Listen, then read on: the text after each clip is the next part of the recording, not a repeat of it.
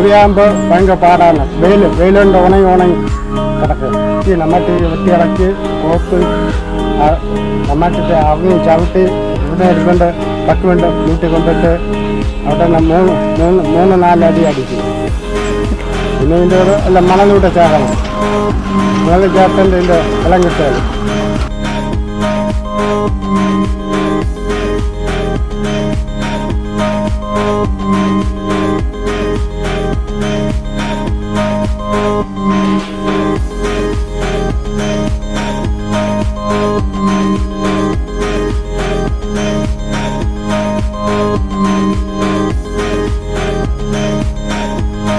മണ്ണിനെ കൊണ്ടുവന്ന് മണ്ണ് ചവിട്ടി പതച്ച് അതിനെടുത്തതിന് ശേഷം കട്ട്മില്ലുണ്ട്, അതിൽ കൊണ്ടിട്ടാണ് ഞങ്ങളിങ്ങനെ മണ്ണ് അരച്ച് ചട്ടി ഉണ്ടാക്കുന്നത്. ആ ചട്ടി ഞങ്ങൾ ഓരോരുത്തരും ഓരോ മോഡലാണ് ഉണ്ടാക്കുന്നത്. ചട്ടി ഉണ്ടാക്കിയതിന് ശേഷം 60 ദിവസം ഉണങ്ങാൻ വയ്ക്കും.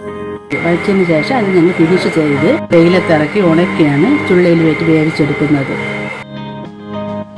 ഈ സ്ഥാപനം തുടങ്ങിയിട്ട് 25 വർഷമായി.